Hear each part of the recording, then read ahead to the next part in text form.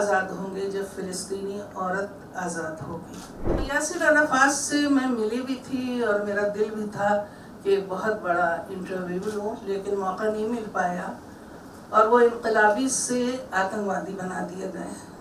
जब ये हमला हुआ और इसके वीडियो आने शुरू हुए तो मेरे अंदर का पत्रकार इतना बेचैन हुआ कि मुझे जैसे लगा कि अगर मैंने अब काम नहीं किया तो कब काम करूँगी।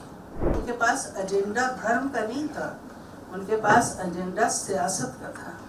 और जो हमारा प्रेस है, सिर्फ यहाँ का नहीं पूरा विश्व का जो प्रेस है, वो बहुत अच्छी चीज़ें आपको नहीं पेश करता कि आप सब कुछ जान लीजिए। तो बाकी लोग जो हैं हिंदी वाले, कुछ पत्रकार मुझे हमेशा लेखिका कहते रहे, उन्होंने कभी मुझे पत्रकार माना नहीं और मुझे बुरा भी नहीं लगता था।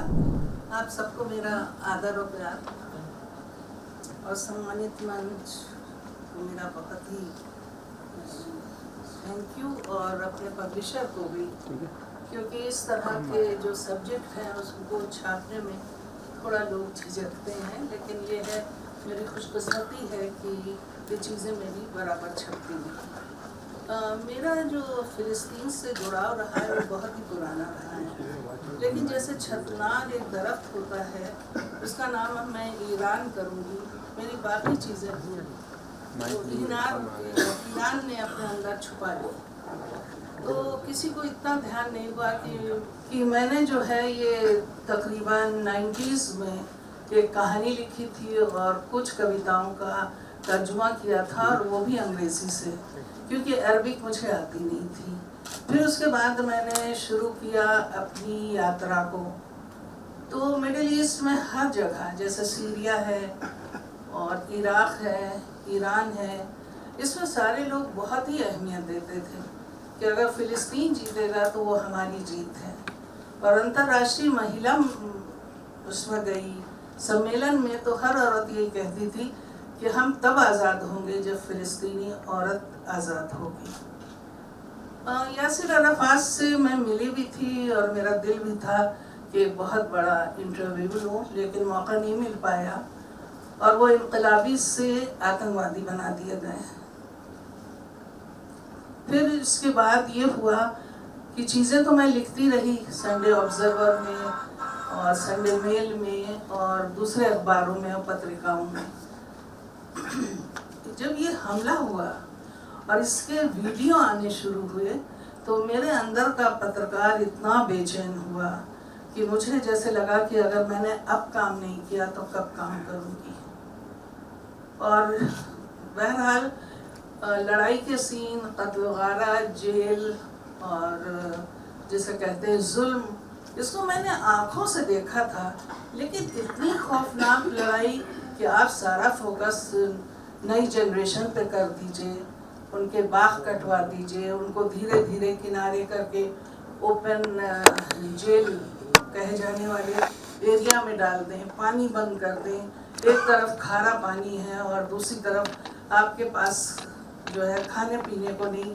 और जिस चीज़ ने मुझे बहुत मुतासिर किया, एक आम इंसान के लिए मैं कहूँगी कि जब मैं गुस्सा होती हूँ तो मानी बात है मैं बुरा भला भी कह सकती हूँ खुदा को कि तूने कौन सी ज़िंदगी मुझे दी है, लेकिन फ़िलिस्तीनी तो कभी खुदा को बुरा भला कहते ही नहीं है, किसी को गाली नहीं देते हैं और वो शुक्र अदा करते हैं। तो ये चीज़ मुझे बहुत ज़्यादा परेशान कर गई कि किस तरह का सब्र है जो 75 साल से इनके पीछे है। किताब जो है वो नवंबर में आ जानी चाहिए थी, लेकिन मानी बात है मेला पास था और बहुत ज़्यादा काम था हमारे पब्लिशर के पास, आगे पीछे करके ये चीज़ें आ गई। इसमें मैंने एक अध्याय उस चीज़ पे भी रखा है जिसे कहेंगे होलोकॉस्ट, कि जिस कौम ने इतनी तकलीफ़ें उठाई, जिसका सपोर्ट हमने किया, जिसकी मिसालें हमने दी, जिस पर हमने लिखा, वो लोग इतने जालिम हो गए।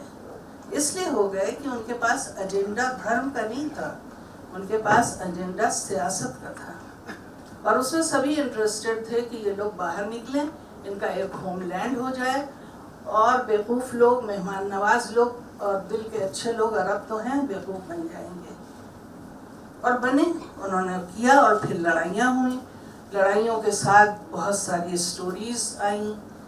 और जो हमारा प्रेस है, सिर्फ यहाँ का नहीं पूरा विश्व का जो प्रेस है, वो बहुत अच्छी चीज़ें आपको नहीं पेश करता कि आप सब कुछ जान लीजिए। लेकिन जो NGOs हैं, जो लोग हैं, जो वहाँ के स्थानीय लोग हैं, उनसे जब आप बात करते हैं तब दिल के टांके जो हैं वो खुलते हैं और असली चेहरा जो है वो सामने आता है। अच्छा, चूँकि मैं लेखिका हूँ और राइटर हूँ, तो मैं आम आदमी को कभी नहीं छोड़ती हूँ अपनी पॉलिटिकल एनालिसिस में। तो उसमें मैं लिटरेचर ले आती हूँ, क्योंकि लिटरेचर सही ज़बान बोलता है अपने गम की। उसमें मेरे अनुवाद की चीज़ें भी आ जाती हैं और कल्चर भी आ जाता है और इतिहास भी आ जाता है।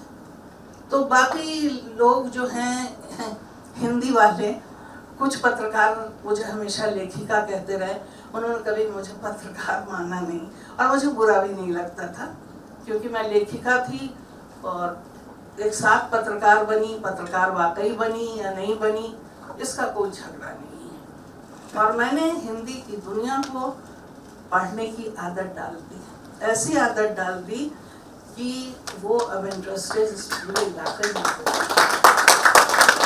और नई जनरेशन जो है, जो आने वाली जनरेशन है, जो एक नए नज़रिए से इस इलाके को देख रही है, वो बहुत दिलचस्पी से चीज़ों को वीडियो से, किताबों से, सब चीज़ों से देख रही है। पॉलिटिकल साइंस वालों के मेरे पास फ़ोन आते हैं कि यहाँ पे ये ऐसे है, ये है, तो एक अलग तरह का लुत्फ़ है। और जो लोग इन कंट्रीज़ में जा चुके हैं, आप जान सकते हैं वहाँ के लोग कितने मिलनसार, हिंदुस्तान से प्यार करने वाले और ख़ूबसूरत अपनी तरह जीने वाले हैं। उनको आप उनकी सारी ज़िंदगी को बदलना चाहते हैं, किस लिए? उनको कल्चर्ड बनाना चाहते हैं। किस उसमें? शरणार्थी की शक्ल में, कि भीख मांगे।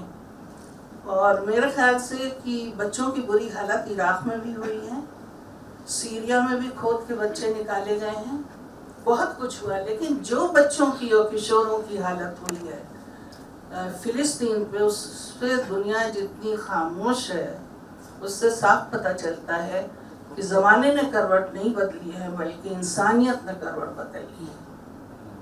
तो इसी के साथ मैं अपनी बात ख़त्म करती हूँ, क्योंकि यहाँ एक्सपर्ट बैठे हैं और मुझे इस बात की बेहद खुशी है कि मैं प्रोफेसर साहब को नहीं जानती हूँ। मुझे किसी ने इनका नंबर दिया कि पैलेस्टाइन पे उनका बहुत काम है और मुझे लगा कि वो नहीं टाइम देंगे, लेकिन मुझे नहीं पता था कि वो मुझे थोड़ा बहुत पहले से जानते थे। और इकोज़ ऑफ इरानियन रेवोल्यूशन इनके पास, इनकी लाइब्रेरी में है मेरी पहली किताब, जहाँ से जेनियों का बहुत बड़ा झगड़ा मेरी ज़िंदगी का हुआ और मुझे एक तरह से एकेडमिक में आने की ज़िंदगी मेरी पूरी तबाह कर दी गई। तो और दूसरे आगा साहब हैं, इनको मैं अच्छी तरह जानती हूँ, लेकिन शायद मेरी तीसरी मुलाकात इनसे हुई है।